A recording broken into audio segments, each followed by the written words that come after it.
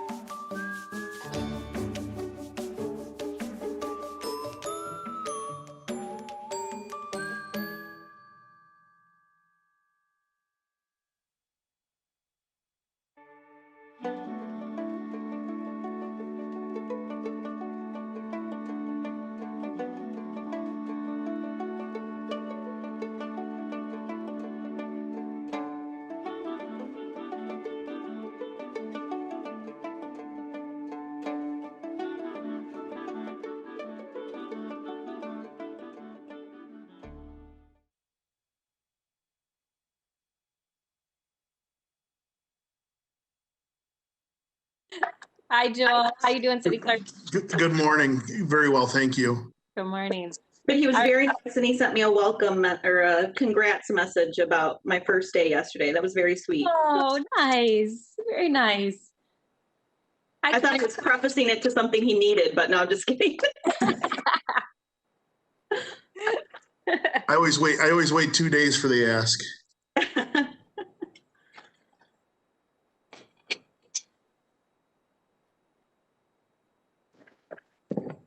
Good morning, Madam Mayor. Good morning, Commissioner Moody. How you doing today? 100%. Oh, good. Good. Hi, Commissioner Lanier.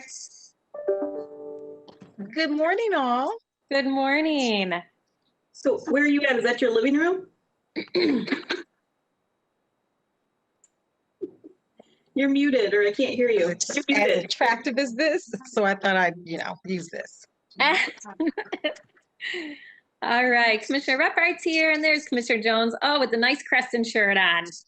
Perfect, especially considering the recent announcement. Right.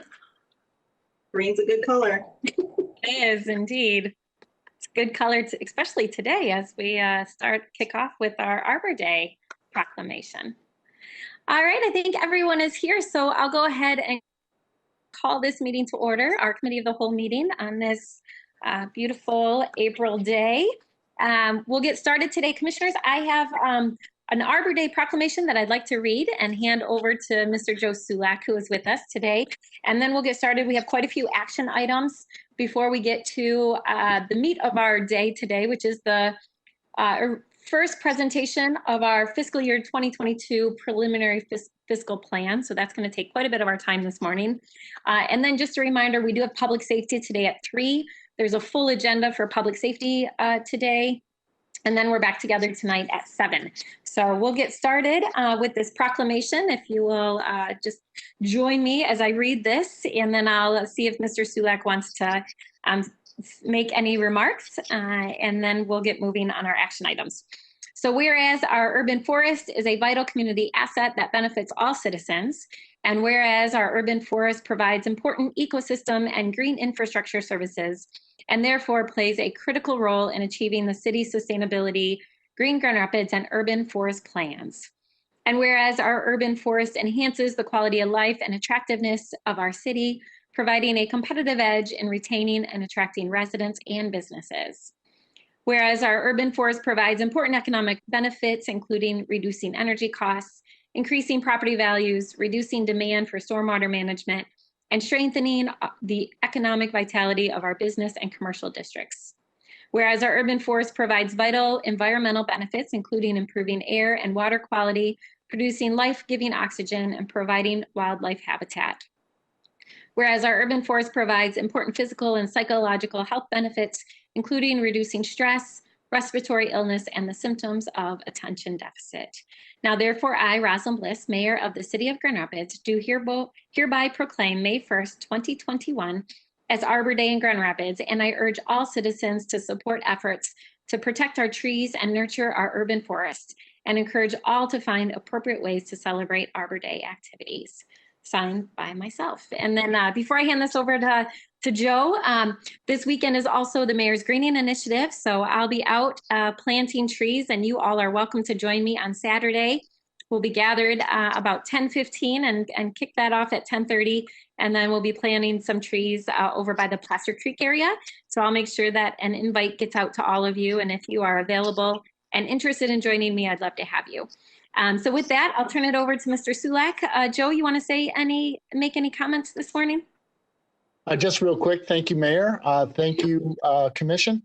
We just wanted to say that this is our 23rd year of being a Tree City USA, and also our 4th consecutive year of having a Tree City USA Growth Award, which exemplifies a higher level of tree care and community engagement in our forestry efforts. And if it wasn't for the Grand Rapidians' love for trees, we just have a great city that loves trees, and we're really pushing for that 40% canopy goal. So like the mayor said, Mayor's Greening Initiative, the 6th one, is in Placer Creek Family Park this Saturday, May 1st. Hopefully we'll see you there. Thank you. Great. Thank you, Joe. And thanks for all your work. Really appreciate it. All right, commissioners, that will now take us to our action items, and we'll start off the first one. This is a resolution approving a Class C redevelopment liquor license for Switchback Gear Exchange LLC to be located at 2166 Plainfield Avenue Northeast. Can I get a motion? So moved. Support. All right, moved and supported. City Clerk, you want to tell us about this? Yes, Switchback Gear Exchange LLC, located at 2166 Plainfield Avenue Northeast. They submitted an application for a Class C redevelopment liquor license in the North Quarter CID, said pursuant to City Commission Policy 300-8. The application's been reviewed by all the multiple departments. It's being recommended for approval, and the North Quarter Improvement District adopted a resolution which supports the City Commission's recommendation. Great. Thanks, Joel.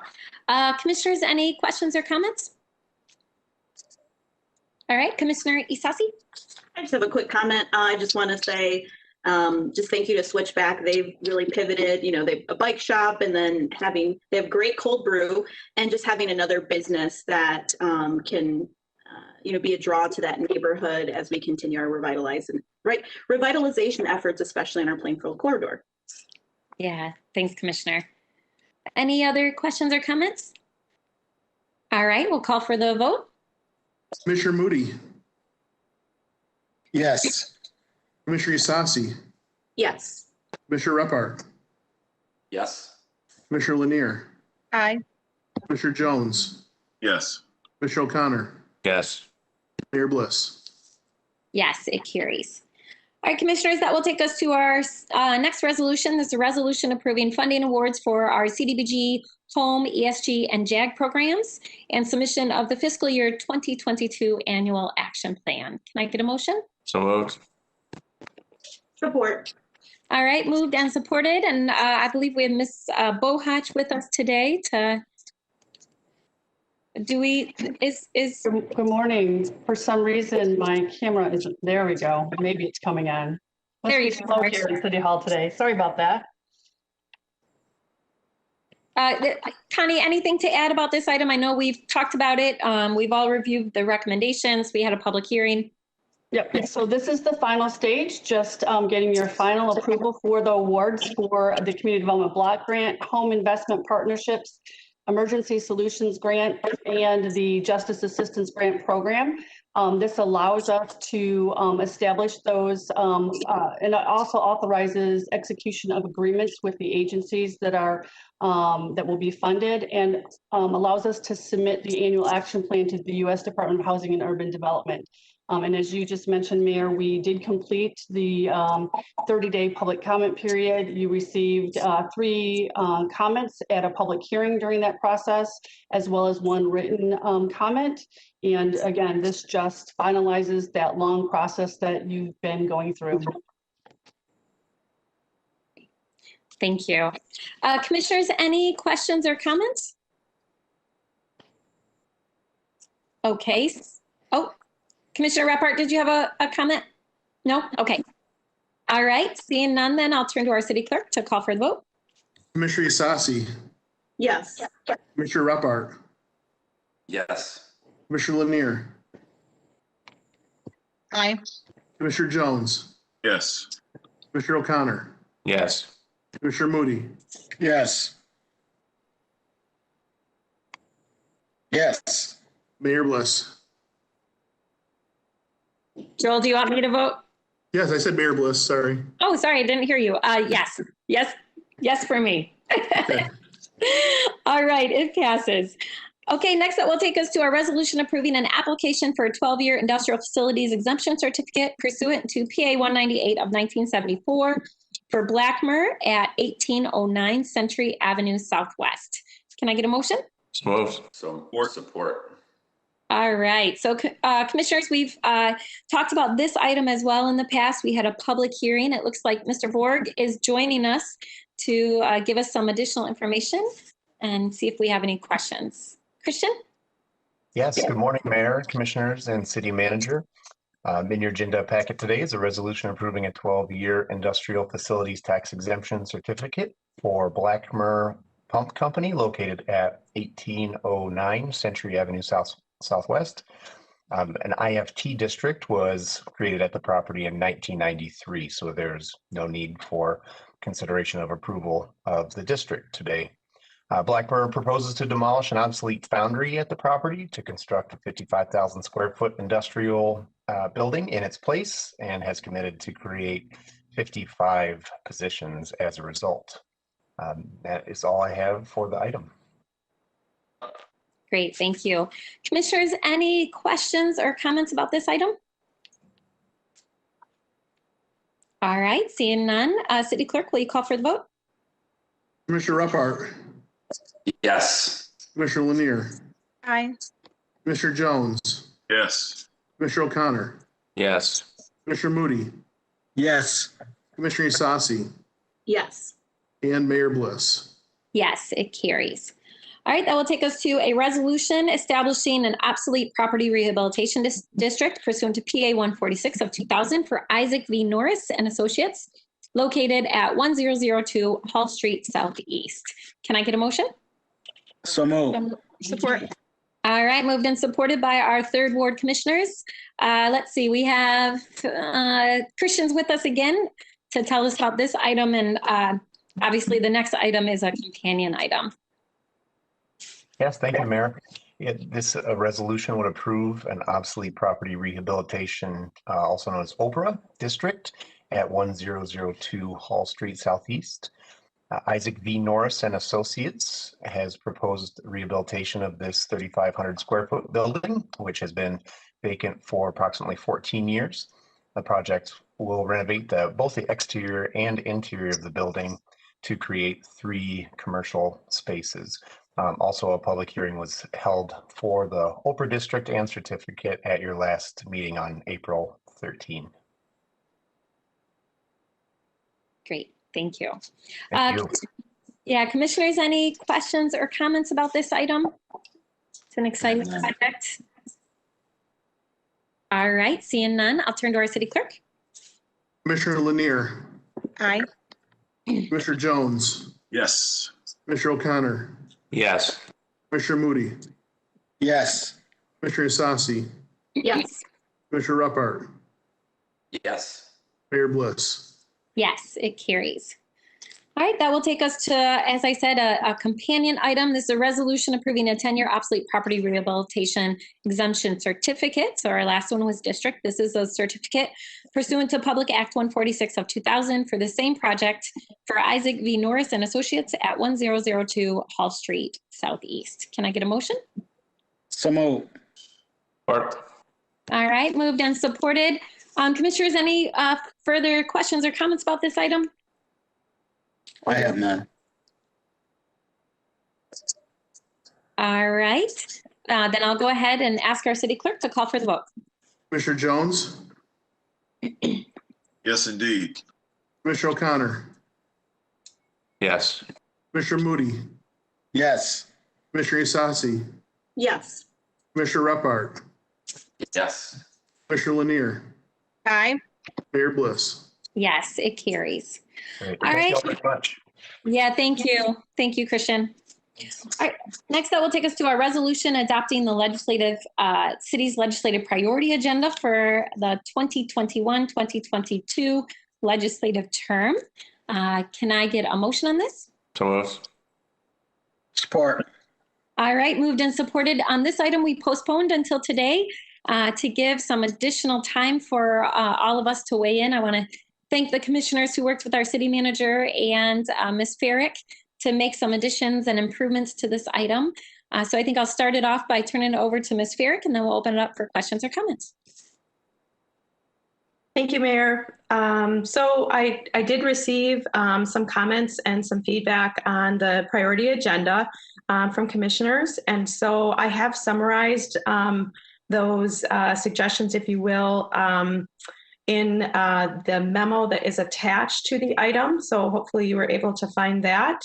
And I will just run through those real quick. The first item all relates to the principle in the agenda that's related to promoting equity, diversity, and inclusion for all. And suggestions were made to add A, safe, equitable access to voting, B, hiring practices that promote equity, diversity, and inclusion for all, and C, allowing all Michigan residents to obtain a driver's license. So that's the first one. And then under the second item, and this relates to the principle to preserve local authority as stated in the Home Rule City Act. One commissioner indicated support for legislation to repeal the state law that prevents local governments from instituting residency requirements for employees. And then third, under the top priority, specifically related to public safety policy and investments that advance safer communities, transparency, and positive community relationships and trust, including the following items. Specific support for the federal George Floyd Justice and Policing Act, which is currently HR 1280, and also support for decriminalizing low-level offenses and allowing appearance tickets to be issued in lieu of arrest for nonviolent offenses. So that summarizes the suggestions that were made, and no changes have been made to the resolution currently. Great, thank you. Commissioners, any questions or comments? Commissioner Lanier? Mayor, just want to thank you for allowing us the opportunity to weigh into the priorities, and to Karen and to City Manager Washington for your time to kind of talk through some of those suggestions to make sure that, I think, you know, they were pretty vague intentionally in the actual memo. And I think it was great to have the opportunity to express thoroughly some of those ideas that we had that fit right within what you already have in the platform. Thank you. Yeah, thank you, Commissioner. Good, and thank you for helping us make it a stronger resolution. Really appreciate that. Commissioners, any final questions or thoughts? All right, seeing none, then we'll go ahead and call for the vote. City Clerk? Mayor, I think if I could, and Joe may have to help me with this, I probably should have indicated before. You had taken action last time, you had a motion and a second, and we postponed. So I think unless you only want the original item approved, that it would be proper to do an amendment, move for an amendment to add the new recommended items that Karen had presented to you today. Okay, all right, thank you. And final vote. Yeah, thank you, City Manager. That is correct. So we would need an amendment to that original motion, and that means that will come off consent, and then it will be voted on this evening with a replacement item. Okay, all right, thank you for clarifying that.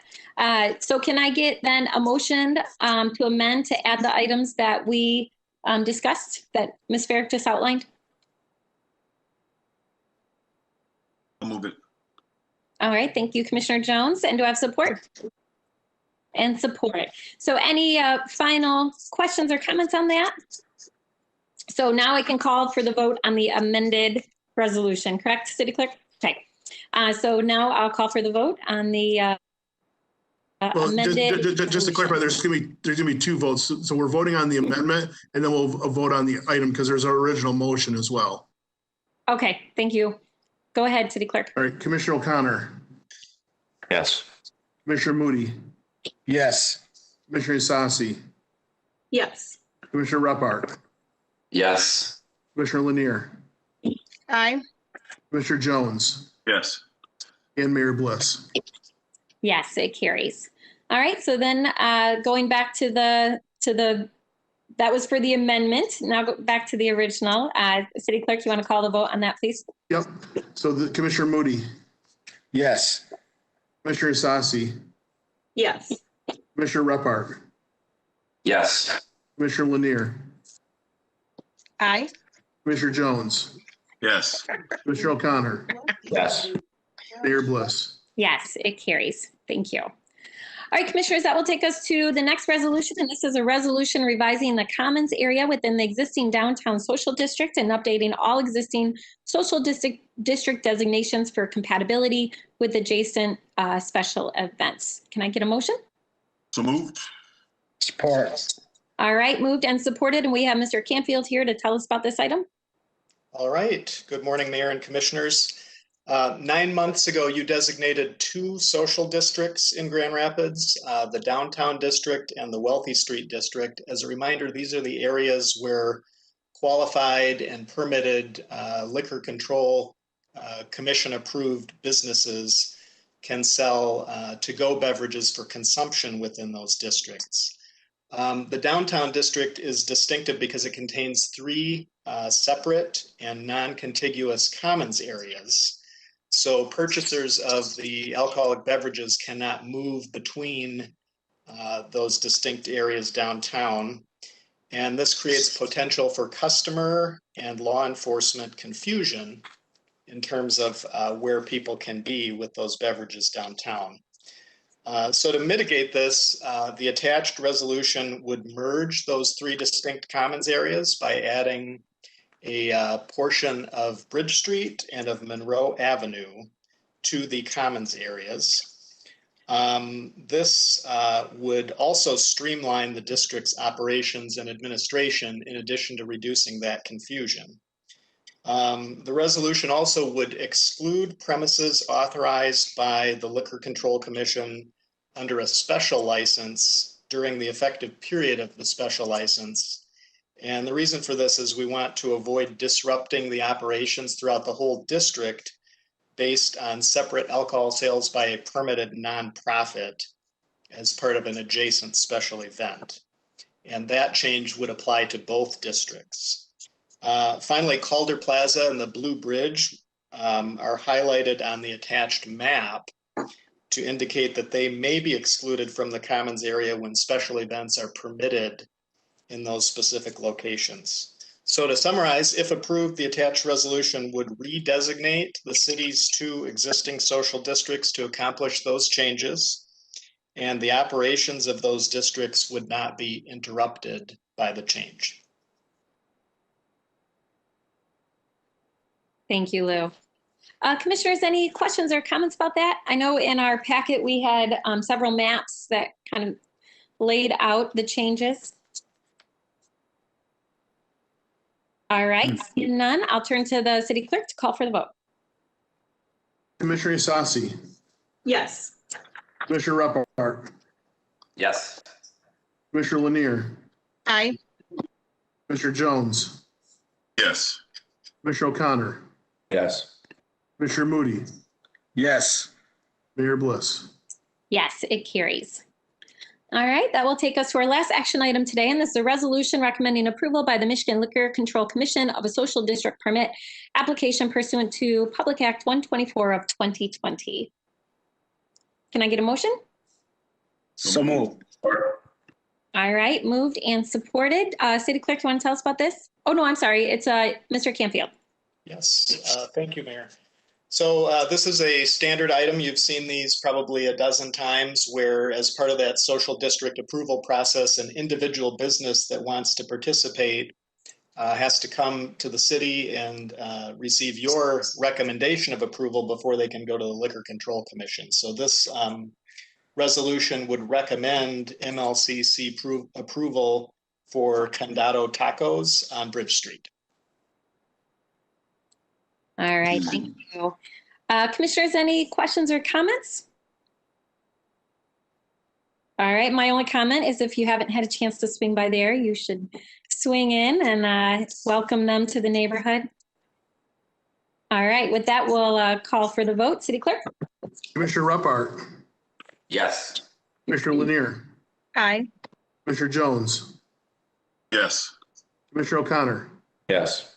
Commissioner Moody, Yes. Commissioner Isasi, Yes. Mayor Bliss. Yes, it carries. Thank you. All right, Commissioners, that will take us to our presentation of our fiscal year 2022 preliminary fiscal plan. So I'm going to turn this over to our city manager. Just a couple of words, though, before we get started.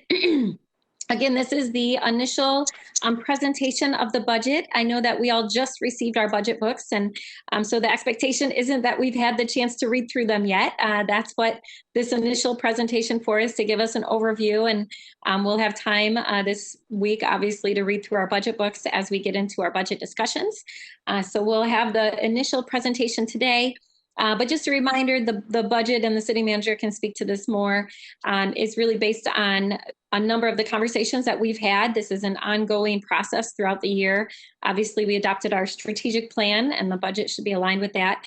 And then we had our full day retreat late last year, that also where we had an opportunity to spend time prioritizing issues that are important to us, and all of those conversations and prioritization practices obviously informed the city manager as he worked on this fiscal plan. I want to start us off by just thanking the city manager, but also all the staff. This is a really time-consuming process, particularly this past year, as we went from planning for a pretty significant deficit and having to really pivot a bit just because of the pandemic. So, city manager, I want to thank you and your team for all the work in getting us to where we are today and presenting this budget to the full city commission. And with that, I will turn it over to our city manager. Thank you, Mayor, and thank you, commissioners, for your time this morning. And getting through your agenda very expeditiously to allow us the needed time to go through our budget. This is my third budget that I have the privilege to present to you for your consideration. And two of the three have been during recessions. But certainly this one is, I believe, will be a little bit better than last year, as we had to amend or had to revise our budget proposal twice, as you recall, because we reduced our overall spending by $22 million last year. So this year, I'm pleased to present the fiscal year 22 proposed budget at a $546 million spending level that maintains our current services and allows us to meet all of our financial obligations and contractual agreements. This is a continuation budget, and certainly when the year started, we thought that we would have to make additional reductions in funding, but we are so thrilled at the relief efforts that have been approved at the federal level that will allow us to continue to maintain essential city services. The general operating budget that is being proposed is at $156 million roughly. And it's with the mindset that, our entire community and economy and country have been impacted by the pandemic. And while other businesses have unfortunately had to close or had to reduce their services and operating hours, unlike other businesses, the city, in many instances, the requests for services have increased during the pandemic. The demand for park utilization has increased. The demand for outdoor gatherings have increased, have intensified. The demand for public safety has also increased with the unprecedented number of violent crimes that we've had last year.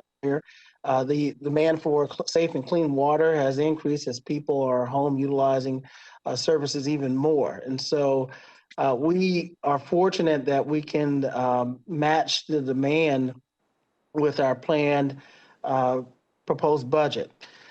So we estimate that between fiscal year 21 and 22, because of the effect of the pandemic and the stay home impact of people teleworking more, there will be in the layoffs, there will be about a $36 million loss in revenue from income tax. That's for fiscal year 20 and 21. And if we project that out through fiscal year 25, through December 24, which is the end period in which we have to spend the federal relief dollars, there's about a $60 million shortfall over that time period. And we also, unfortunately, do not believe that what you'll see by our presentation later on, that we will not recover and be at pre-pandemic income tax collection levels until around fiscal year 26. So I say this in the fact that this budget, unfortunately, it is an annual budget, but we're taking a biannual and triannual look. We're almost planning for the next 3 years as we appropriate funding only for this year. So this is going to cause us to exercise a lot of fiscal discipline, because I know the needs are great. And the fact that the general fund, 70% of the general fund is funded primarily by income tax, only heightens the burden that's on our budget. But despite the projected income tax shortfall, the rescue funding of $94 million over this time period will be very helpful. What do we have projected in this year's budget is the first installation of that. $47 million is what we expect. We have not received it, but we are projecting that hopefully by the time the budget's adopted, we will be formally in receipt of that money. We have been noticed of the $94 million award, and then the balance of whatever we get this year will occur approximately 1 year later. And so we're hoping for equal installments. I do want to thank the mayor for her leadership in galvanizing many other mayors and communities around the country to identify the need for local relief efforts for local governments. If you recall last year when the first allocation of CARES funding was received, we were not a direct recipient by many accounts. It was allocated to communities that was over $500,000. And so the National League of Cities, U.S. Conference of Mayors, ICMA, International City County Management Association, as well as many other public entities did create the awareness of what was needed at the local level because of the loss on the local economy and impact on services. I also want to thank all of the other 26 income tax communities, our legislative committee, our legislative staff, Karen Farrick, Bill Carey, Steve Carey, and Bill Jackson for their help as well as creating awareness at the state level of the impact on local government. And that allows us to be in a different position than we are this year. So again, our intent is to use those fundings to leverage the shortfalls from income tax replacement, specifically the $36 million. You'll see this year, the $36 million of funding we have appropriated this year specifically for that backfill of income tax collections for fiscal year 21 and 22. And it allows us to continue our services without any significant reductions. Staffing levels are the same. Overall staffing levels are the same for this year as they were in fiscal 21. We have, however, been able to continue to be guided by a strategic plan and our values and our vision for our community, as well as the feedback that you provided in our retreat, as the mayor referenced last October, around the near-term priorities, and was able to allocate or begin allocating funding that will help with some relief and recovery efforts. And we'll talk a little bit more about that later. But in addition to the $36 million for income tax shortfall, there's also about $2 million of allocation for the master plan, which is a priority that we know will help in terms of our long-term recovery efforts of our community. We continue to focus on needed funding for housing, and we'll talk a little bit more about that, as well as our efforts of reaching the unhoused.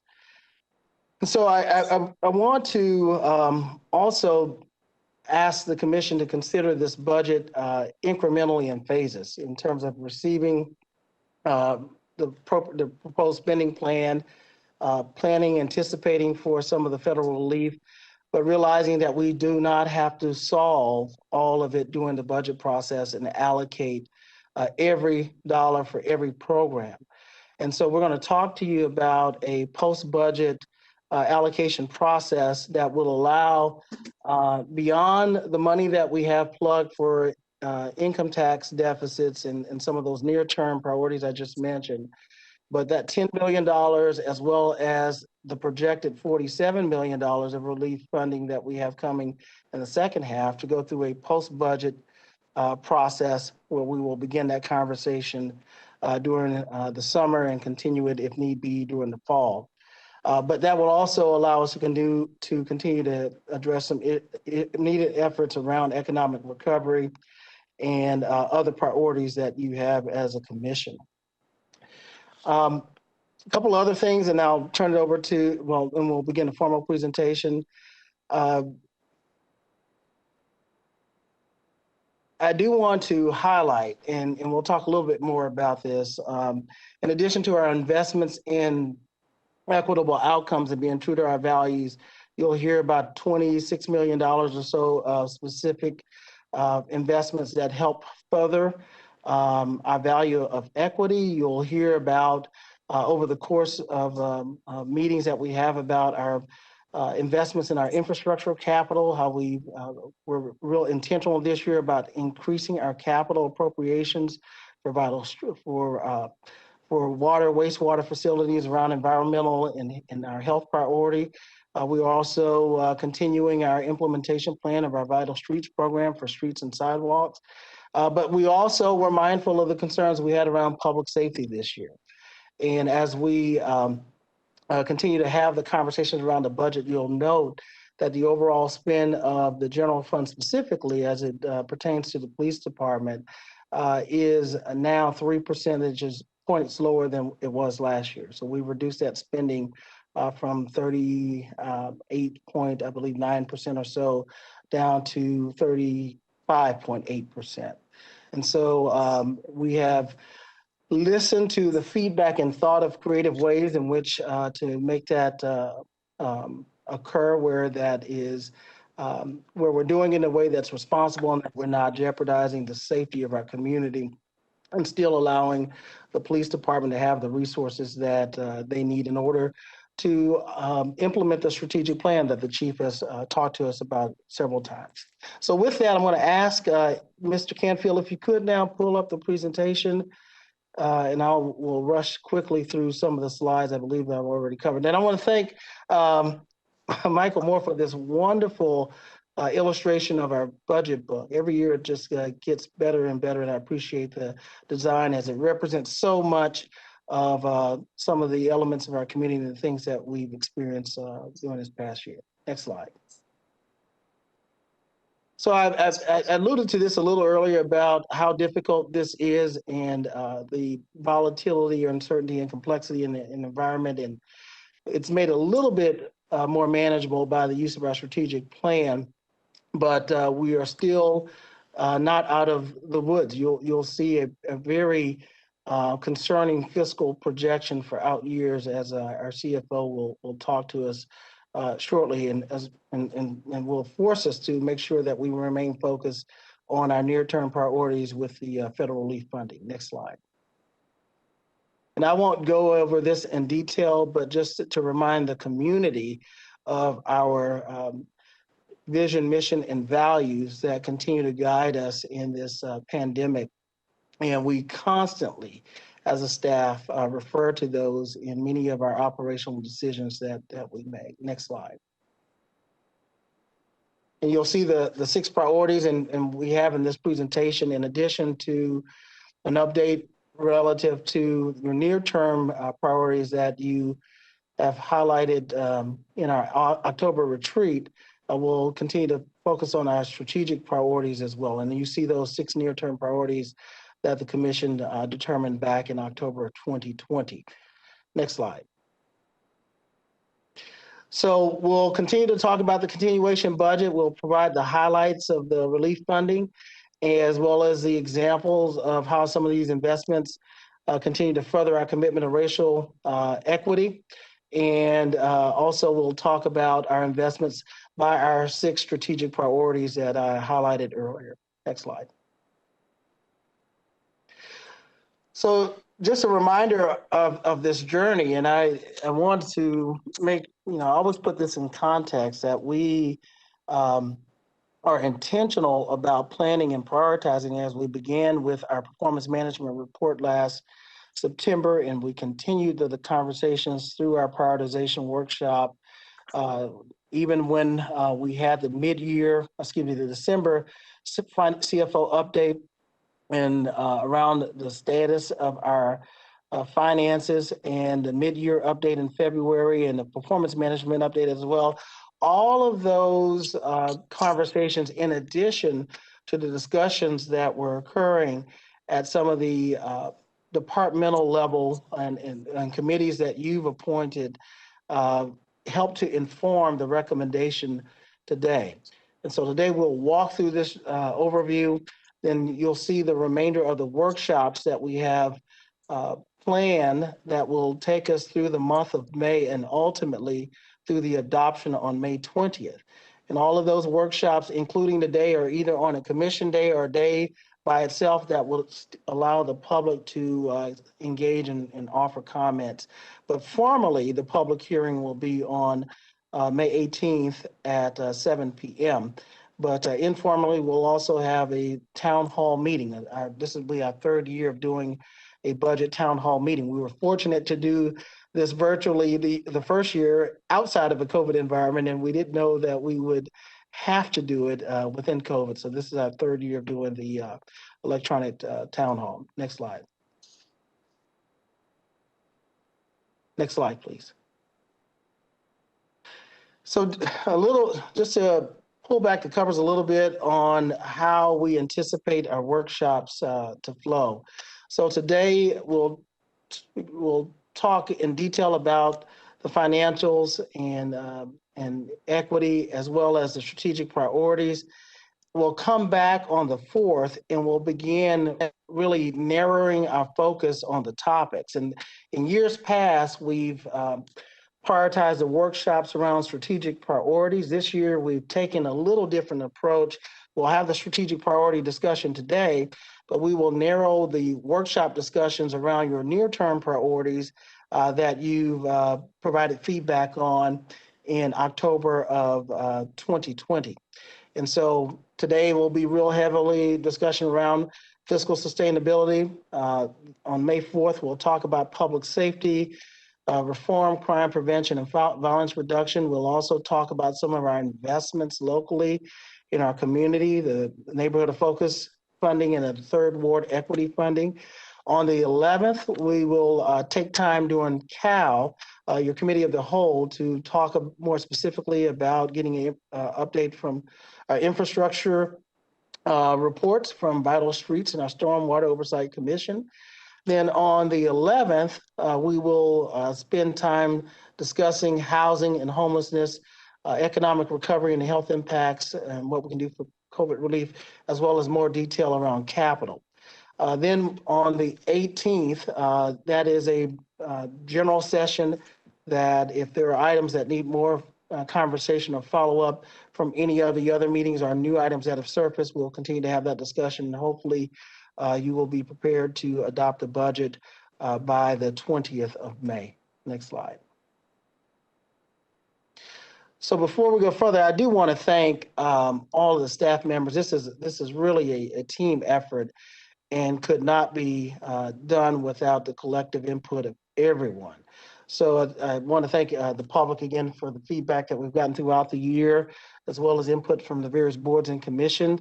I would be remiss if I didn't acknowledge the strong contributions that have been made from our executive team, Deputy City Manager Eric DeLong, Assistant City Manager Doug Matthews, Chief of Staff Luke Canfield, our Sustainability and Performance Management Officer Allison Sutter, who I don't think ever sleeps, our Equity Director of Equity Engagement, Stacy Stout, for continually reminding us of the use of the equity lens in everything we do to include our budget. I appreciate so much the contributions from all of our department directors and fiscal leads who have just worked very hard to put this fiscal plan together. And I know I've had several meetings internally in preparing for the efforts and have always been able to respond to whatever the requests we've made from my office or the budget office, or even from some of you as part of follow-up and questions. So I want to thank them so much, and I really, really appreciate their work. And of course, I am very, very thankful for the leadership that we have received from our CFO, our Chief Financial Officer, Molly Claren. She continues to amaze me, both with her expertise, her acumen, her competency, but also her great attitude that she has under some very, very difficult circumstances. And that's contagious because her staff possesses the same attitude. So I appreciate the work of Scott Sandin and Keith Highboard, Nick Salazar, Karen Mendez, who unfortunately this is her last budget that she will be helping to prepare for the city as she begins the next chapter of her life in retirement. But we appreciate her. She keeps us in order and makes sure that everything is done timely and appropriately. And hopefully she and we have saved her best budget for last. And we thank Janessa Carter for her work, and I acknowledge Michael Moore for his contribution for the design earlier in the presentation. Thank you again. Next slide. So at this time, I am going to turn it over to our CFO, Ms. Molly Claren, and have her walk through some of the details of the financials for us. Ms. Claren? Thank you, City Manager. So jumping right into it, we start out with a high-level view of what's going on with our economy. Last year when I presented the budget, we were riding an unemployment rate of about a little over 22%. So things have since improved. As of February, it was at 4.8%, which is outperforming the state of Michigan. So Glad to see our recovery already happening locally. We're seeing growth in GDP. And one thing to keep in mind, though, amid all of this is what's going on with inflation. And we have a bit of a rise right now. It's at 2.26%. Last August, it was around 1.3. This is reflective of economic recovery. Not unusual to see it climb, but it's also as a result of some of this relief money that has flooded into the economy. So gasoline prices are up at 22.5% from a year ago. And we also have rising energy prices. So again, as we shape this budget, we've had affordability in mind moving forward. I included a lot of information we got from the Congressional Budget Office and some of our other sources, but the big takeaway here is with the vaccinations happening, that's what's really going to push the economy forward because we're able to open up. People are able to access services easier.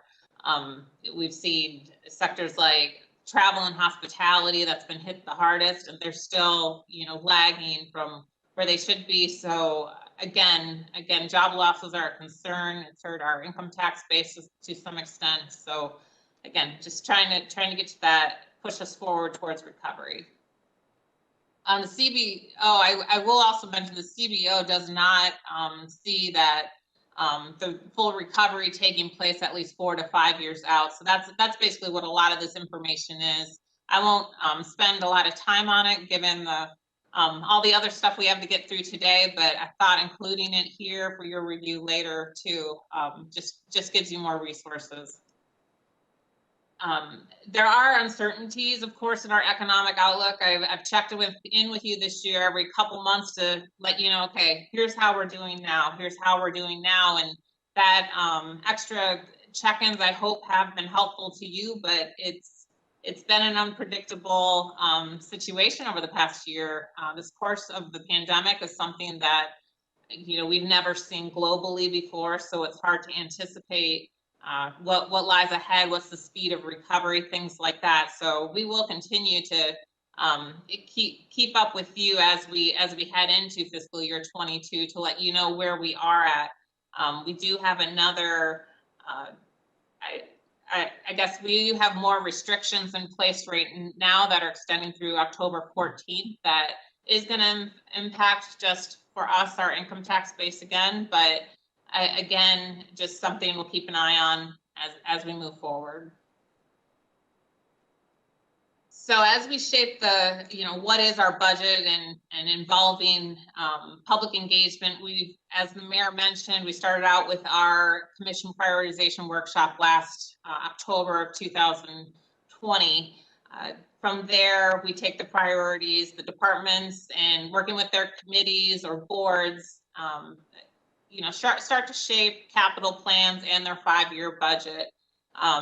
And just to give you an idea of all the other people involved, we have the budget office, which city manager touched on, but they provide oversight for accuracy and compliance with policy. And from there, we move the budget forward to the city manager's process, where he sits down with each department and his executive team, as well as the subject matter experts in the budget office to discuss and evaluate each proposed budget.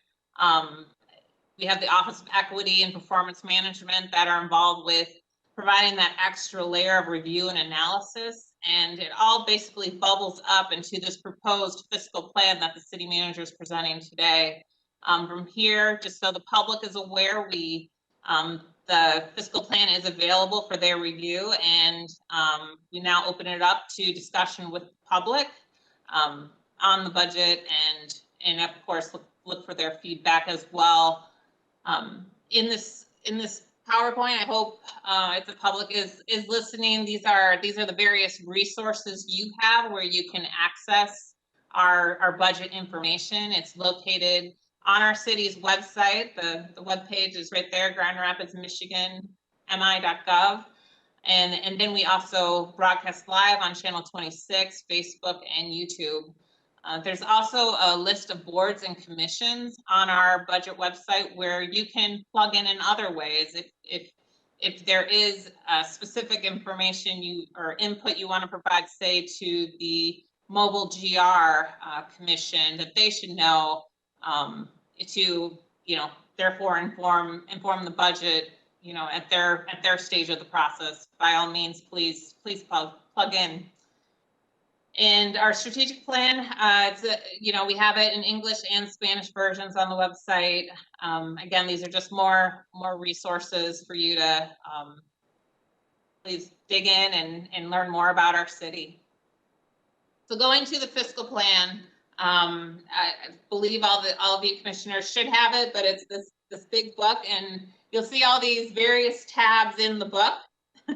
Holding it up, getting my weightlifting in for the day, but you'll see that it opens up with the manager's letter that provides the overview of what this budget is about, how we went about shaping it in concerns to the strategic plan and the commission's focus areas.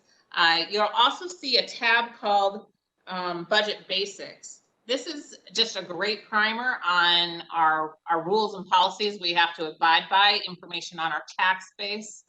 And then there's also, sections where we transect the budget by fund as well as department, so you can see it at a more granular level. And then the appendices also contains information on our city roster of positions, as well as our outstanding debt that we've issued for the various authorities of our city. But the big takeaways with this budget is COVID-19. It remains an impact on our revenues and concerns to income tax. We've talked about Mobile GR and the fees and fines. We did have influence from the CARES Act money we received in fiscal year 21. That was very much helpful. You'll see in the projection in a minute. And we have the expectation of receiving $94 million in American Rescue Plan money in two payments. Our general, police, and fire pension funding is approximately 77% and 80%, and our OPEB is around 70%. So still very healthy there. Going back to our fiscal plan guidelines, we are maintaining the 1.5 million of contingent set aside just for those unforeseen things. That's just per city policy. Unforeseen things that may pop up, we are self-insured. This money is also used to backfill, say, investment income doesn't come in as expectation. So just having that financial cushion there for the unforeseen things. You'll see over to the right the policies related to the unassigned fund balance.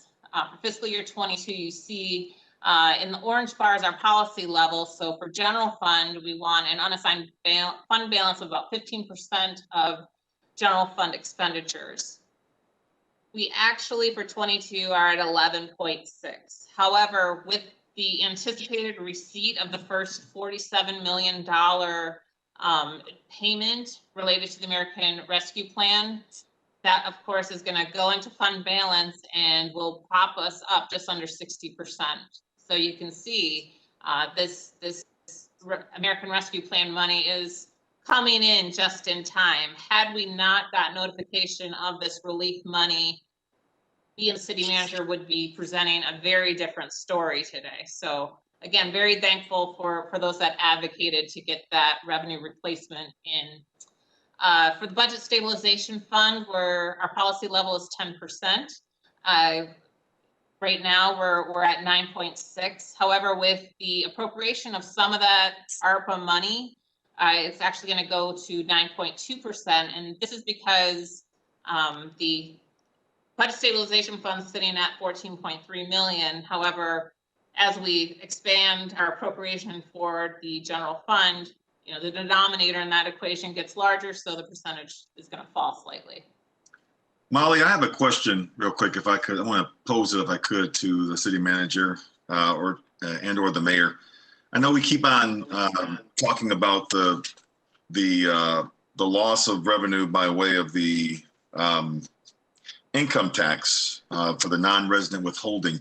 Can you give us just a clear understanding of what is the major impediment in terms of making that happen? I know that, correct me if I'm wrong, it's a state issue, but why would the state or why would anyone look to push back or be against, I mean, other than those who are working from home, but what's the major impediment in terms of being able to make receiving income tax from those who are working from home who would usually work in the city?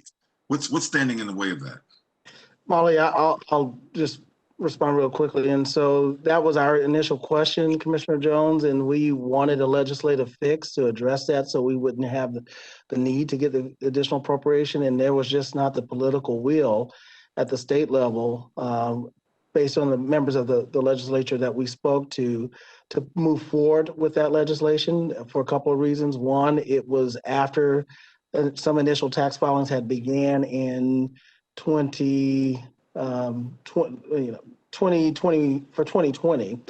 And the other is it's not something that we've lost. We're thinking about how do we address it moving forward for future years, and there's some efforts around that, but it was just a lack of political will at the time. Mayor, you have anything else to add on that? No, you're absolutely right. And Commissioner, it's a good question, because one thing that I keep reminding folks is that there are 24 income tax cities in the state, and we bore the brunt of the revenue shortfalls. So property tax cities, they have not had the same significant budget shortfalls as we have. So there really is a distinction between the two. And as a city manager, we just couldn't get the legislation. Currently, right now, it really is a legislative issue, a state issue. I'm still hopeful that we'll be able to get some support from the state. So there was a recommendation for $70 million to go to income tax cities to help with the shortfall. And I'm still hopeful that the legislature and the governor will support that. And Manager, if I can just add to that. So the state of Ohio at the very beginning of the pandemic did pass legislation that allowed income tax cities to tax those that were working from home that would otherwise be working inside the city. And there's an active lawsuit from a conservative organization in Ohio challenging the constitutionality of that as inappropriate and unfair taxation. So that's still working its way through the courts at this point, but philosophically, there's a fair number of legislators in Michigan who don't like the idea of what they perceive as taxing people unfairly or inappropriately, despite the fact that all of the infrastructure for their employees still resides right here within the city limits. So there are certainly some complications and some debates going on right now about that issue. Very good. Thank you.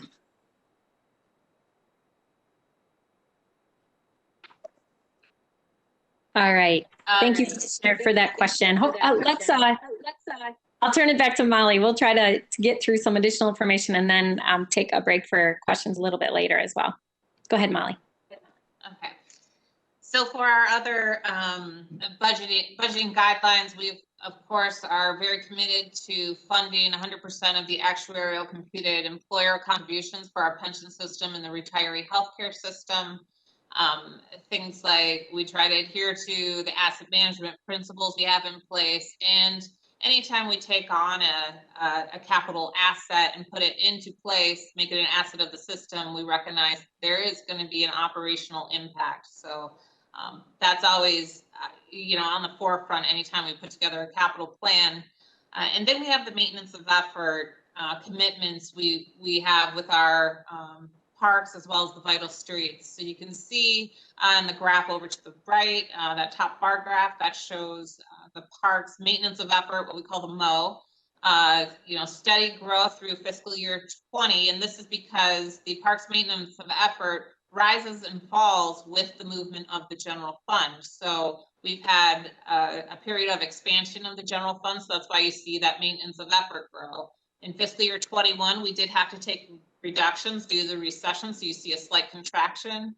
And then as we go into fiscal year 22, just a slight growth. So in response to the MO also grows slightly.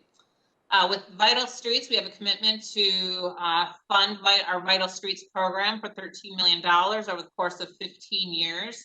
One unusual thing that happened this year is due to needing the funding to pay the big bullet of debt service that was due in fiscal year 22.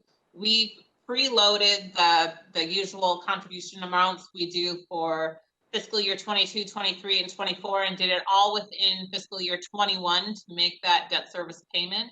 So that provided, as a result of front loading that, provided some relief on the general fund in the short term cash flow wise, and then we'll get those contributions back in place by fiscal year 25 and onward. And then our capital reserve income tax set aside remains at 4.25%. I will note that our policy level is 5%. So one thing we're going to be working on over the next 5 years is trying to get, head back towards that policy level of funding, because, that is the one of the main engines of the capital reserve fund. This is another look at our policies related to the unassigned fund balance, as well as the budget stabilization fund. What's the impact with and without that ARPA money? So you can see our policy level is in that black line going across at 15% for unassigned fund balance relative to expenditures. You see in fiscal year 22, we would start falling below that policy level right away in this budget had it not been for that funding. And this is, of course, without corrective action on the expenditure side. If we did not take any reductions, we just had the budget as is right now. So you can see that ARPA money, is that orange line. It provides that cushion, and we don't actually expect to fall below policy level until at least fiscal year 25. So what this means is we have time, because we have this relief funding to solve for these structural issues. So hopefully we can continue to work on that and extend that out until our income tax can get back to our fiscal year 20 operating levels. The other guideline we have when shaping the budget is we're required by charter to fund our police department at 32% of the general fund. We put in we appropriated the fiscal year 21 budget at 38.6% of the general fund. And since then, we put in place the police strategic plan, where you can see how we've been reshaping how we do things, and it's slowly been assisting with pulling down that percentage share of the general fund. The amended budget currently sits at just under 37% of the budget, of the GOF budget. And then with this proposed budget, we are now achieving a 35.8% of the general fund budget. Some of the key changes that I'll just touch on briefly, but we will discuss this more at our May 4th workshop. But specifically what we've done to the police department's budget so far is we've taken 3 of the radio technicians and aligned them in the dispatch department. We've taken 3 non-sworn positions that we were unable to fill due to issues with the union grievance. We were gonna use those in the department, but been unable to, so we decided to redeploy them to the housing development and to address some of the lead issues. One of the positions is going to go towards communications, and then we're also addressing issues over in neighborhoods. There's also been efficiencies related to technology and maintenance that we've been able to find in their budget, and then their insurance and claims costs are down. So that helped pull down that GOF percentage.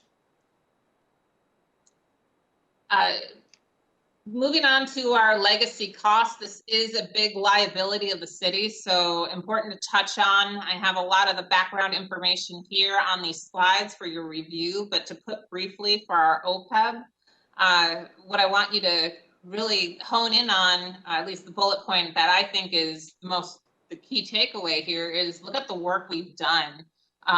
If you look at our actuarial accrued liabilities, from fiscal year 2005 to 20, we pulled down that liability by over $1 million.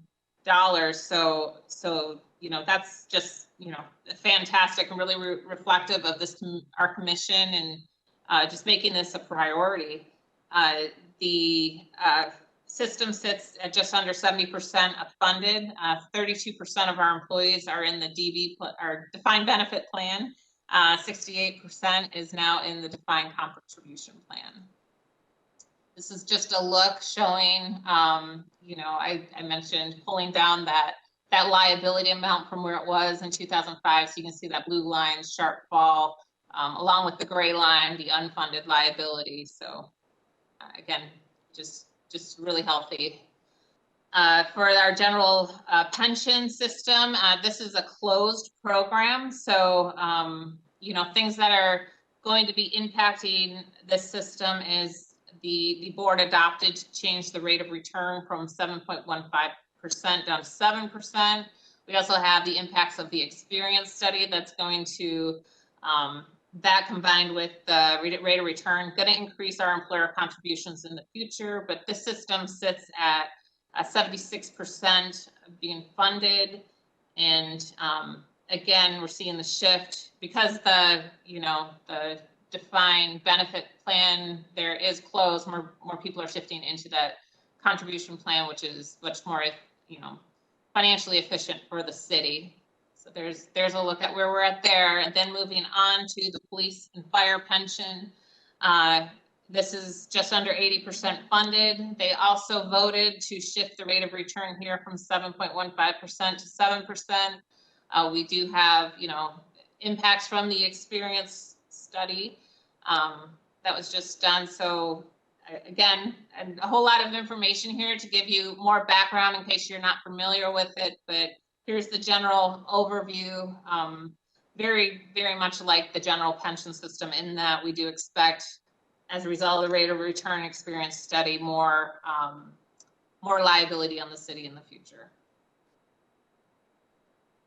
So now moving on to our general fund 5x5. It's not so much a 5x5 anymore because we did expand out to show the fiscal year 20 actuals, as well as we broke apart some of these revenue categories so you can see the progress throughout the fiscal plan or the fiscal outlook. And as you look at the fiscal year 20 actuals, you'll see we actually ended the year with a surplus of 2.8 million. Keep in mind, in that other revenue category is the CARES money. About 11 million went directly to the general fund. So we were actually buoyed up in fiscal year 20 by what we were able to lapse of CARES dollars. And that helped support us in our fiscal year 2020, you know, ending fund balance. So we ended the year at 25.6%. Moving into fiscal year 21, you can see on the income tax line, we go from 86.8 million down to 71.5 expected income tax revenue. There's your drop. So right now we're estimating about 15 million. Our income tax administrator is working on, you know, we're always fine tuning our projections with what's going on. I will say Ms. Woodard also has been, you know, continuing to really go after some of the compliance work, which we're hoping is going to cushion the fall. She's already exceeded what she's collected for compliance relative to last year, fiscal year 20. So I'm hoping that will buy us a million or two of cushion where we can improve this outlook. But for now, this is what we built the plan around. And then as you go out on the fiscal into fiscal year 22 through 26, you'll see slow growth. For fiscal year 22, we kept it at 2% growth just because we are experiencing more restrictions because of COVID. So we do expect to perform better than our previous year. More people are in the office now, but we're not getting indicators of immediate economic growth or anything as we discussed before. But in fiscal year 23, we actually have a 6% growth factor put into there just because we do expect, okay, that's going to be, you know, the state's predicting that. The CBO is giving us those indications of things, people will get vaccinated, things will open up, and we'll have continued growth of about 3% after that. So property tax as the next line down, that's just you know, the slow and stable growth, which has been great. We have no indication for our property taxes falling at this point, so you'll just see slow growth there. And then that fourth line down under revenue is the American Rescue Plan. Now, we mentioned getting two payments of $47 million, one this year and one next year. That $40.4 million being received in fiscal year 20 is just the general fund portion. Income tax actually funds 4 different funds in our city. So we'll get to that in a minute so you can see the splits, but this is the amount that would be received into the general fund. From there, we'll go down to our expenditure line. One thing I will note as we go out in expenditures, this is a continuation budget, as the city manager mentioned. So we did not, have to forecast any reductions of staffing, anything like that, but we were very conservative in any kind of budget growth. The only kind of increases that are forecasted right now are under our current union contracts. So as you go out 23 through 26, there is no estimation for, raise pay increases or benefit increases at this time. The other thing that's included in the continuation budget is if we have increased a higher debt service payment, for instance, or an already put into place third-party agreement where we're obligated to pay. So you'll see increases related to that, but beyond that, departments overall did a very good job trying to mitigate what increases they did have, just recognizing that we're not being well supported right now by revenue. On that surplus or deficit line, you see in fiscal year 21 and 22, we have great surpluses as a result of the American Rescue Plan money, but then we go into a deficit starting in 2023. We are appropriating about $7 million in fiscal year 23 and 24 related to anticipated spending for the American Rescue Plan money. But as we get out to 25 and 26, that's basically the overall structural problem we have with our income tax right now. Neighborhood about 18 or 19 million per year. I'm hoping that we are on the conservative side for our income tax estimates right now, but as we look at this out in the future, as that ARPA money does run out and we start cutting into our fund balance, we'll have time in that we're already working on right now to try to solve for the structural deficit, find efficiencies to improve this picture as we go out on the scale here. And then getting down to our fund balance, you'll see by the end of the 5-year plan, we get down to $5 million or 3.1%, which is well below our 15% policy level. So again, we have work to do still. We acknowledge that. And again, I'll keep checking in with you on our progress. The Budget Stabilization Fund, this is, again, I've talked about this already before, so I won't dwell, but our policy level is 10% without any more contribution to our Budget Stabilization Fund. You see that percentage slowly fall over the 5-year plan. And that's as a result of the general fund expenditures continuing to grow. This is just another view of that outlook on income tax revenue. You see that expansion from 2014 through 20. And then we take the loss in fiscal year 21 and then the slow build back. One thing that I'll note just one more time is if you look at the $83.8 million we expect for fiscal year 26 in the general fund, that's basically operating just over our fiscal year 18 operating levels. So you can see we will be dealing with rebuilding for a while. This is the distribution of our income tax. It goes across the general fund, capital reserve, vital streets, sidewalk repair. Again, just showing that contraction of revenue. And this is the distribution of our revenue across the general fund. So our largest share is income tax, that big blue piece, followed by, the next largest category is that American Rescue plan money, that yellow pie, but we also rely on our state shared or state grants, that 20.8 million, as well as, you know, the orange pie property taxes, and then I believe the navy section is our charges for services, so those fees and fines that help support our operations. And then as far as this is just, again, one more view of our ending fund balance on the left, and the impact of that ARPA money is that orange line. So again, it's giving us cushion to deal with our structural imbalance, and you know, keeps us above, it keeps us out of the negative a little bit longer. So moving on to our state sharing distribution for the general fund. Actually, when we were making this budget last year, I believe the fiscal year 21 bar was below what we received for fiscal year 20. So we exceeded expectations with fiscal year 21. The state had a revenue sharing conference in August that was much more positive. However, based on their most recent guidance for fiscal year 22, we are going to have some contraction in the constitutional portion of the revenue sharing amount we get annually. So for the general fund, you'll see that there's a slight decrease, looks like in the neighborhood of about 400,000 that we're not going to receive this year. So that's the gray bar there for fiscal year 22. For the capital reserve fund, it's a bit of a different story because we only use the CBTRS portion to fund the capital reserve, and that's actually, it grew slightly. So you'll see slight increase in the capital reserve amount going from fiscal year 21 to 22. As far as property taxes go, again, just some growth going from fiscal year 21 to 22 in the general fund, cap reserve, library, refuse.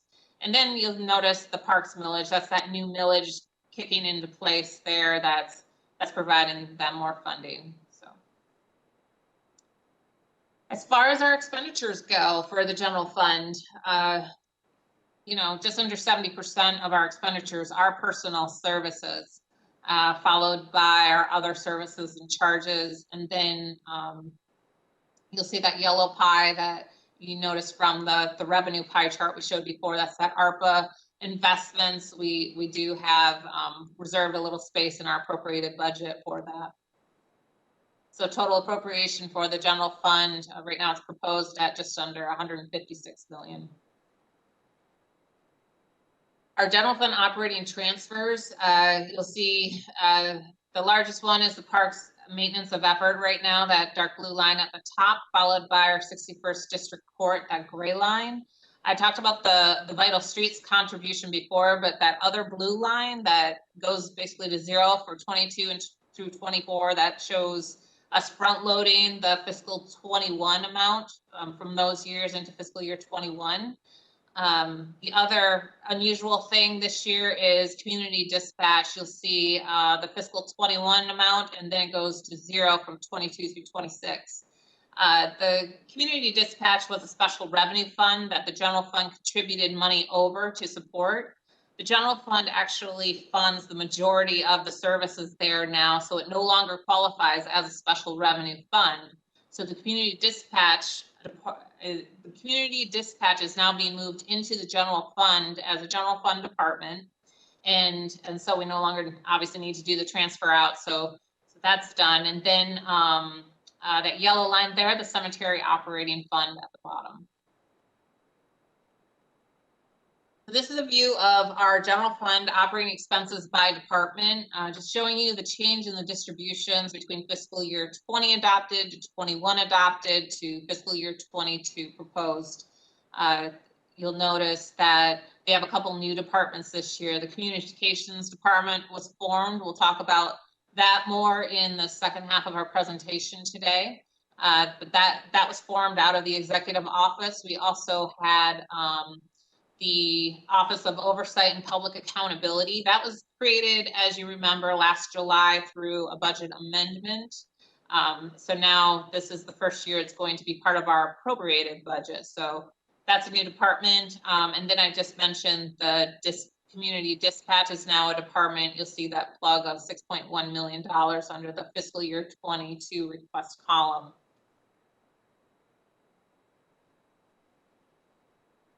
Moving on to talk specifics about the American Rescue Plan, or what we know today. The American Rescue Plan was formulated, and that we have some very general eligible uses. The main one being revenue replacement related to the pandemic, or caused by the pandemic. We've talked a lot about the income tax loss. This is a probably our #1 example of a great use for the money, because it's enabling us to maintain services. Other uses for the American Rescue Plan does include assistance to small businesses, households, and hard-hit industries, and economic recovery. We're also allowed to use it for premium pay for essential workers, as well as investments in water, sewer, and broadband infrastructure.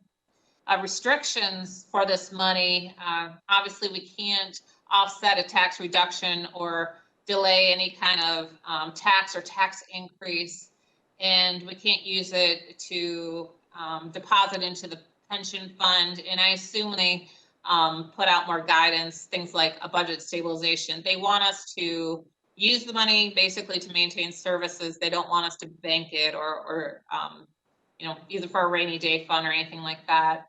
So definitely put it to use. The funds must be spent by the end of calendar year 2024. And again, the U.S. Department of Treasury is going to provide further clarification and definitions on type of usage in the coming weeks, probably before we receive the $47 million, which is expected in mid-May. We saw this with the CARES plan, where we had very general uses, and as I'm doing compliance work through the back end of this year, things have gotten more you know, defined of what's acceptable, what's not. So again, we really need to have that definition of what is assistance to households, or how do you calculate specifically revenue replacements, so we know exactly proper uses for that $94 million, and you know, how to put it to work. For the American Rescue Plan, again, we're just assuming, or we've been told that there's the assumption we're getting $47 million in May of 2021, followed by the second half a year later. We laid out uses based on the commission focus areas, and it's divided into three main areas from there. Like, obviously, income tax replacement was our #1 issue, and then we had recommendations for investment for immediate support, and as well as investments or advised investments for the post-budget process. So this is just the layout on the proposed uses. Obviously, you know, fiscal sustainability, or that income tax replacement, is extremely important. 76% of the fiscal year 22 recommendation is towards that, but then you can see we do fill in recommendations across the commission focus areas. This is the detail of our spending plan. I'll have the city manager step in. He wanted to talk about this as well as the post-budget process specifically. Thank you, Molly. So I just take a few minutes. Do you have your cursor? Are you able to move your cursor on that slide, Molly? Yeah.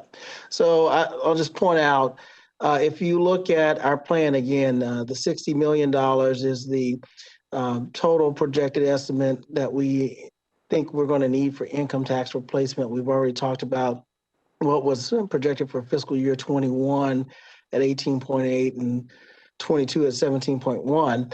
But we also, for fiscal year 22, that next category in terms of the recommended investments, I mentioned the master plan at $250,000. In order to fully fund it, or at least begin to appropriately fund it, we know that we need more than $250,000. And that's a commitment. If we start, we're going to have to fund. And so there's another $500,000 projected in outlining fiscal year. So beyond income tax replacement and the master plan, that is the only projection that we have outside this fiscal year. Everything else outside of fiscal year 22 needs to be determined as part of your We're in deliberation. So you see the commitments around that have already been made that we need to start July 1 or continue. We have contracts that actually, some of them will expire before then. The third area around this post-budget process is categories, or as Molly likes to refer to them, buckets, that we would like to have more conversation with commission and community around some of the areas that are identified. So you'll see in the first line, the Third Ward Neighborhood of Focus Equity Funding. What we're assuming is we funded the Third Ward Equity Program at $750,000 per year for the past 2 years, past two budgets, all the previous budgets. So beyond that, so that's assumed. So then beyond that, there's additional funding to focus on neighborhood of focus, which is primarily the first and the third ward. And we have the data that shows the some of the impact of some of the people who live within those wards that would allow you to use that as a policy framework for making the allocations above and beyond the $750,000 that we have traditionally done for the third ward and the first ward, or if the commission so chooses, we could do it among the various wards. And so those are the conversations we need to have as a collective. And you'll see some other assumed funding for additional violence reduction. Today, you heard at Fiscal the presentation of the contract with Cure Violence. We're so pleased Spectrum announced some initial funding of $300,000, but this is an opportunity for the city to also increase its funding or commitment, at least to reserve some for future years as well around that program as it continues to grow. The other $1 million that's outlined is the expansion. The police chief in his initial strategic plan talked about mental health, behavioral health co-response models, and we piloted that with the police department, the fire department, using Network 180 as part of the homeless outreach team and other outreach programs. There's additional funding to expand that for mental health, behavioral health specialists, and those are conversations the chief will certainly be talking about it at the work session on May 4th, but we wanted to have more conversation around that. You see the $5 million for the housing supply. That is the housing that will go into the housing fund, in which we just briefed on at the last meeting, potentially, and other efforts. I won't go through all of them. Some of them are related to operational and employee safety vaccination issues. So in essence, what you have is the $10.2 million. And if we remain fiscally disciplined to allocating the $60 million for income replacement, we'll have a total of about $31 million that the city commission will have additional discretion to determine the priorities for the use of some of the ARPA investments. And so, next slide. And so that is the reason why we propose this budget adoption process and some post-budget adoption engagement. So number one, we want to make sure that before we know the revenue replacement uses is appropriate. So we will want to get further clarity, as the CFO said, from the U.S. Department of Treasury to make sure that all the planned uses are appropriate, and have special meetings this summer and the fall to finalize either the remainder of what was allocated for fiscal year 22, or as we begin our year-end review and other processes around performance management, using that as a framework to also help us identify needs in the future, in future fiscal years. All right, next slide, please. Okay, so jumping into the going back to, well, while we have this American Rescue Plan Act money coming into play, what we are doing currently to leverage some efficiencies, we're We've invested in the wellness program. We're working on improved technology solutions that'll create efficiencies. And one thing I will highlight is we're working with the county right now on 2 unused courtrooms. We would like to sell them to Kent County. We're working on that right now, which may produce some savings. So we have that transfer we do out of the general fund to support the 61st District Court. We might be able to mitigate some of that expense in the future. So we'll be talking about that more in the coming weeks. And again, these are just other examples of things we're working on. So as we go through the budget process, other things to be mindful of, or just to just reiterate one more time, is that the structural imbalance of the general fund over the 5-year plan. Still keeping our eye on the income tax outlook. I mentioned the stay-at-home order extension through October 14th. That's going to have implications for fiscal year 22 receipts. So again, I'll be checking in, letting you know how we are performing, as I did last year, as we continue to strive towards recovery. Our state share revenue, we did have a dip for fiscal year 22. It seems the state does go to this resource, particularly the constitutional amount, when they're trying to make their ends meet at the state level. So we'll have a revenue conference in, I believe it's mid-May. So I might be able to give you some indication of what's going on then, and they usually check in the fall as well.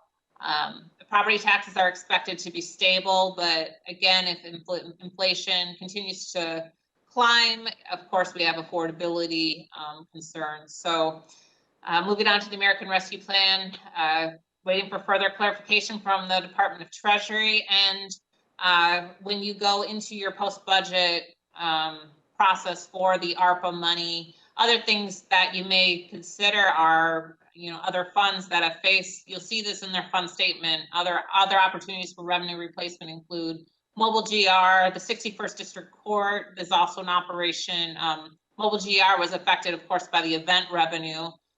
So they've done their best to adjust their operations to accommodate that. Same with 61st District Court. Because of the restrictions, it really impacted the revenue they receive. And there's always infrastructure needs, funding those. We have upcoming labor negotiations this year, so we have no built-in pay raises currently for fiscal year 23 through 26. And as always, we want to honor our OPEB and pension legacy costs. We have pressure from program expansions or changes to operation. Cannabis is a new program we've talked about a lot in this fiscal year as we got it on its feet. This program is currently projected to pay for itself, but of course, we have the excise tax from the state, how much will be passed through to us local municipalities. The homeless outreach team right now is currently funded with relief money. We have set aside some of that ARPA money to pay for the fiscal 22 amount, but should we want that program to be long-term or permanent, finding space for that in the general fund. And then we have the 201 market redevelopment and the Kent County Road Commission site, how funds are various funds are impacted by that, and they grapple with, accommodating that cost. Stormwater is now fully in the general fund. It used to be split between the capital reserve fund and the general fund, but a lot of their costs are operational in nature, so we've trued up that accounting. And then we're not necessarily maintaining all of our asset management plans, which isn't surprising during an economic recession. So we've had to push off some of our capital projects that were requested, the fire department stations and equipment. Street lighting, we're currently funding through issuing debt, but eventually we may want to find space for them in the capital reserve fund on an ongoing basis. Facilities management is usually a go-to to delay projects. And then we have the traffic signal infrastructure that we're still trying to find a foothold to properly fund their assets. And then you'll see in the Capital Reserve Fund a large chunk going towards Grand River revitalization of $8 million across the 5-year plan. So in summary, our total appropriation is $546 million. Of that, $156 million is being appropriated or being proposed for the general operating fund. And I believe I already went through a lot of the assumptions in my talk, but again, here they are, the key ones listed again. Finally, just for your information, we picked out some of the major costs for our residential customers, how city services are impacting them. For Grand Rapids Water, actually for Grand Rapids, they had a slight reduction for their water rates. So you'll see a slight contraction there, just under 1%. The sewer utility has a growth of about 4%. And then the property tax bill, there's growth there, but that's mainly being fueled by the new parks millage. So overall, across these three, rates and the property tax bill, that's about $47 annually, or just under $4 per month for a resident. This morning at Fiscal Committee, we introduced the proposed fees and fines. We'll be having a public hearing on this on May 11th. If you do take a moment and look through the fees and fines schedule that's attached to that item, please email me and let me know if you have specific questions. I can circle back and address those with you prior to the public hearing on May 11th. With that, we'll open it up to questions. Thank you, Molly. Excellent job. So what we'll do, this is kind of the halftime of the budget presentation. We'll pause and see what questions you have on the financials. And knowing that we've had a lot of discussion centered around the budget uses of the federal money, we'll talk about the operational issues in the second half of the budget. Mayor? All right. Thank you, City Manager. Well, I'll start with 2 questions, and then I'll open it up for my colleagues. And if we can ask questions related to the information that we've received so far, because I know we have more information coming. So we'll take this opportunity for questions midway. So Molly, two questions I have. Going back to legacy costs, I see for both the general pension and police and fire pension that those costs and our unfunded liability will continue to grow. But I'm only seeing, going up to 2019. So I'm wondering if we have some projections for 5 or 10 years out, and specifically for the general fund. If I recall, in the past, we had kind of a 30-year view of as our DC plan comes to an end and the 401k plan kicks in fully, we had a sense of what that, I think it was a 20 or 30-year plan, just to give us a sense of what we're looking out, not just in the next 5 years, but really long-term, because we know when we converted that it was a long-term commitment. And then I'm curious, same thing with police and fire pension. We continue to be pretty significantly underfunded, or we have a significant unfunded liability there. I'm curious if we have a longer view out on what that looks like, and potentially, if I'm reading this graph right, it looks like that unfunded liability continues to grow and doesn't get smaller. So I'd like to better understand what that is 5, 10, 15 years out. So if you can help me with that. And then my second question is related to the general fund transfers. And I'm just curious, again, I recall when I was first elected, the Parks Department was in our general fund. I remember that when we passed the first millage, there was this recommendation to pull that fund out of general fund and do this general fund transfer. But I'm just curious, what is the rationale for continuing to do that? So those are my 2 questions, and then if you want to answer those, I'll open it up. Yeah. So for the pension, I think that's actually a really great idea, and I believe I can get my hands on that information related to the outlook for general police and fire. So we'll get that together and provide that. As far as the general fund transfers, I believe, if I understand the history correctly, the Parks Mo was put into place as a commitment. Like, even though this is going to become a separate department, we're going to give the millage time to grow and be able to support parks operations. But the maintenance of effort was always going to be put in place to keep it as a priority of the city. So it's really just ruled by a guideline right now. You know, why we continue to have it rise and fall with the general fund and all that. Yeah, and I get that from the guidelines, but I guess to me, the question is, what is the rationale for continuing to keep it out of the general fund and have it be this general fund? It could very well, we could put it back into the general fund. It's really a policy decision. Okay, I just didn't know if there was something But that we do have to keep the millage separate. So we could create a parks department in the general fund to represent that transfer, but because we have the millage, that's why there's a separate fund there to track the fund balance related to property tax collected for specific parks operations. Okay, Mayor, before you go on, we're getting a lot of echo whenever you talk, and I think it's because Molly has her mic on. So let's just remember, if you're not speaking, to put your mic on mute.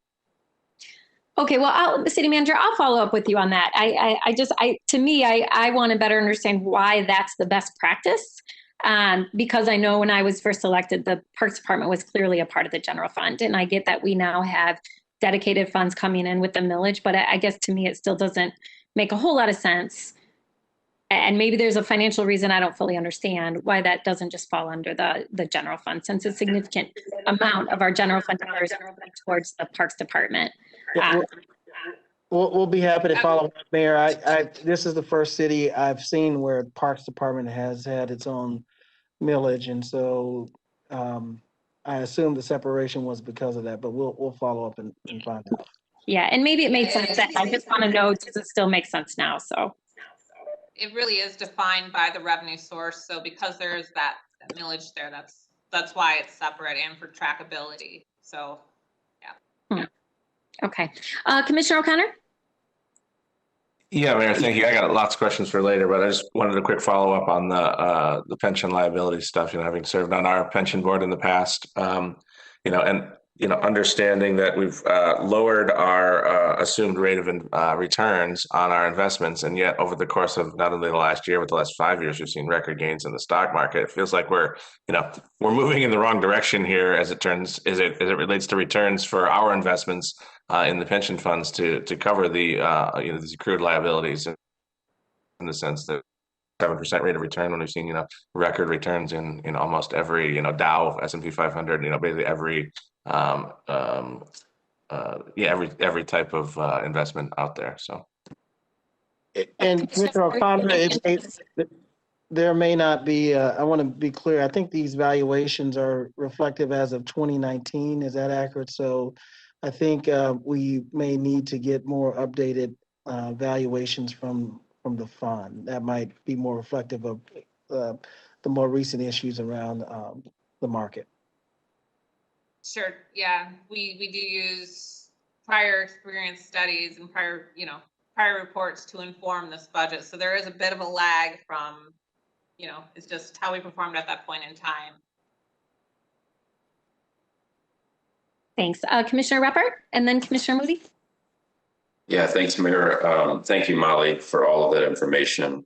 And I have more questions for later too, but I just have one for now, and that is, this post-budget process for our committee of the whole body working through how to spend that funds. Maybe it's too early to give us information about this, but do you have an idea about how that'll go? Will we do that in separate meetings? Will we have, how will that process go? A little bit of both. Actually, we're going to pack it in a little bit more detail, high level, in our first meeting. No, I'm sorry. In our next session, Doug Matthews is going to, it's all running together here.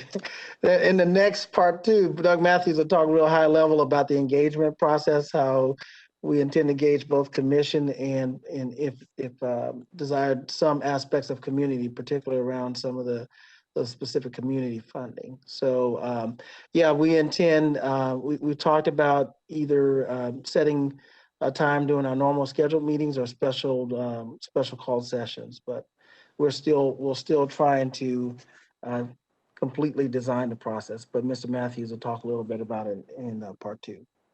Yeah. And Commissioner, I appreciate that question, and I think several of us have been thinking about that. I also want to be very mindful that we still don't have the guidelines from Department of Treasury, and likely won't have them until probably for about another 2 weeks. I'm hearing sometime the week of May 11th. So I want to be cautious that we know what those clear guidelines are, and that we're operating within those parameters. So I think some of that it's just still being worked out. So, Commissioner Moody?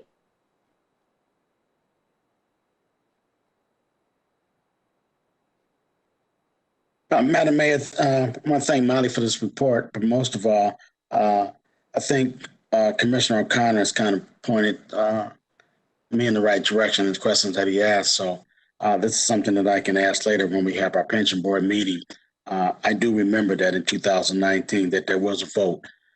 So when we have our meeting, I can ask more questions at that point in time. I do have another question for Molly, and that is on your PowerPoint 25, where you talked about the OPEB funding history, where you said that the gray line represented the unfunded liabilities. And I just need to understand, what does that mean when it goes from 200,000 down to 50,000 or less? Can I get an understanding of what that points toward? It shows that, with the asset growth, the unfunded portion of those liabilities, we're making our contributions at the advised amount that our actuaries gave us back in, I think 2005 was the last is the watermark of what I'm saying.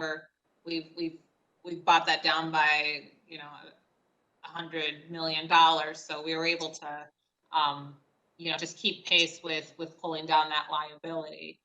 A lot of it also has to do with market performance. So I think those are the main two things that are driving it.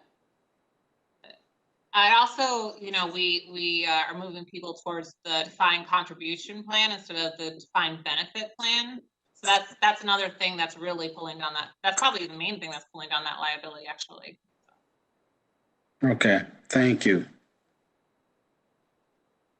Mayor, we've talked about this before. What this reminds me of is the need to really maybe annually get the pension fund to come and provide an update on the performance of the plan to the committee of the whole. And I think that's just good stewardship, since we are the plan sponsors. Yeah, City Manager, I actually would appreciate that. I think years ago, we may have done that periodically, but we really don't have a good system in place to have the full City Commission briefed and updated annually, and give us an opportunity just to make sure that we're aware of where we are with both pension funds. So maybe if you could follow up on that and maybe get that on our schedule, I think that would be helpful. And maybe Commissioner Moody can assist with that. Madam Mayor, Madam Mayor and City Manager and Molly, I have spoken with Mrs. Peggy Corson, who is willing to come and give a report. It's just a matter of us asking. Great. I was going to say, Mayor, I had the same conversation with our city comptroller, and Max and I have also been working on a citizen's guide to pension and OPEB, so it's more understandable that we get up on the website. We've been working on it throughout the year, so hopefully within the next couple months we can put that together as well. Oh, that would be great. I think that would be very helpful. Let's see, Commissioner Isasi. Thank you. I'll echo thanks, Molly, and the entire team that was involved with this work. I know it's not just in the regular hours, but keeping all sorts of hours to get this presentation to us. So I appreciate that. And while that's wonderful, I hope you also all get a little bit of breaks here and there, because it's important to, I think, our long-term productivity. So I just have a couple of questions. And so the first one is around the district court piece. So we talked about this, of course, at the end of our budgeting process last year, and we've gotten a couple updates. And at least one item that came to fiscal this in the maybe a few months ago. So I don't know if that will be reviewed in the second half, or is there anything, I'm just always kind of thinking, how do we bring things that were sort of flagged, if you will, in our last budget cycle into this process? So that's one question. I do also want to affirm kind of what you were saying, Commissioner Repart, about the post-budget process. But I'm interested to know, are we going to be using tools like flash vote in this current process? I know we're going to have a town hall, we're going to have a public hearing, but are we going to be using any of those communication tools? That's probably more for Mr. Matthews or Mr. Green. I also would like to affirm in that post-budget process, how do we use our own data that we have? I think I brought this up a few commission meetings ago. We know where we've had some of our operations with our police department. Where are we seeing increases in violence acts that are being done in the city? And I think investments in the long term should, sort of follow that. It's almost like a hotspot. And why is that happening to our 311 data? So when we talk about third ward equity and neighborhoods of focus, I think, neighborhoods of focus is that data that those neighborhoods defined with Kellogg Foundation that probably a lot of us are familiar with, but we also have our own data that we can help to guide in that process. So that's more of a comment. And then the last question is on slide 51 on the horizon issues. Oh, no, on the cost cutting measures and those sorts of pieces. So slide 49. So just interested to know, I know the wellness piece has that initial investment, but I know that there have been many organizations and other municipalities who've seen that return. What do we see that in the longer term in terms of the return on that investment? And then just wondering how we're continuing to engage, particularly the county, as we make these investments in things like the hot team or other pieces of, we are the county seat. Sometimes maybe we're the first ones out there, but how do we continue to show that this is an investment? And, how do we bring others along to potentially help support that? Because we are going to get those American Recovery Act dollars. We need to know the details, but again, Molly, to your point about this longer term point of view, what are some of those sustainability plans? And I know we've done in the past, but just wanted to bring that up as it related to the cost reduction and sort of the sharing as we look forward to our services here in the city and county. Thanks. Thank you, Commissioner, for your comments. I'll defer the communication tools for the next section, and as you indicated, and Mr. Matthews can respond to some of that. I'll just say in general, we'll probably have longer time to design some of that in a more extended process post-budget. Not sure how much of the digital engagement we will be able to utilize post-town hall, but maybe with some of the town hall, and I'll let Ms. Matthews talk about that. The wellness program, we know in general it's about a 3-to-1 return in terms of amount of investment to prevention. I think it's a little, we implemented ours at a very unique time in the middle of COVID, and so while we had some early deferred healthcare costs, I know people have been postponing of some of those elected costs earlier, but we can certainly get a more detailed update. Matter of fact, about a couple of weeks ago, we had a real good presentation overall on the report from Jessica Welch, and I'd be happy to do that at some future work session. It was really, really good in terms of her efforts and outreach so far. So that's a good question. And last, on the engagement with the county and other units of government, as we did last year, we continue to try to partner and collaborate on our efforts of recovery around the pandemic, whether that is our contributions to standing up the mass vaccination clinic. But this year, fortunately, we do not have to make a request to them in terms of our uses.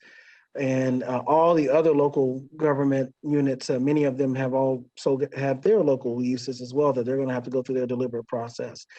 I know that there is conversations, and I've been in part of some of the meetings about seeing what we all can do together in common and solving some of our issues. And there is some appetite in some units of government, but the issues are so different. Where we're interested in addressing homelessness, that may not be the prevalent issue in other communities. And so we continue to have those conversations both with our local mayors, our managers, and also the administrators directly. But I think what helps is when I talk to other units of government, the things that we have already identified as issues, our housing shortage over the next 5 years and what we need to do and how many units and what are the plans that we have for kind of addressing and building them.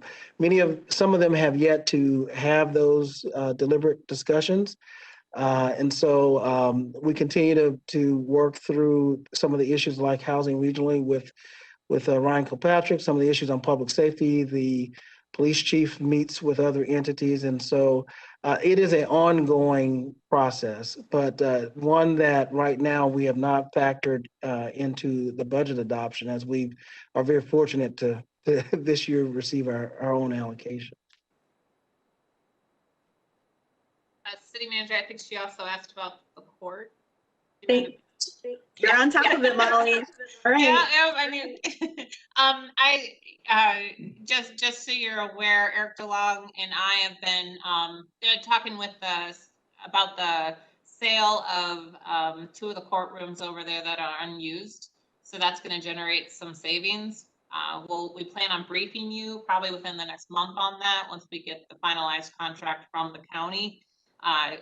We'll with the anticipation of bringing that for formal action on June 1st, as well as you know from our fiscal committee report that the comptroller delivers, we watch the revenues relative to expenditures for the court. So we do know they do have a problem this year, and just as a result of the pandemic, as well as their own operational issues. So we do anticipate having to do a budget amendment within this year. So that will probably be brought forward on the first 2, so we can have that conversation all at once. But I don't know if Mr. DeLong wanted to add to that. While he's coming on, I'll also, there he is. Eric, anything? Go ahead, Mark.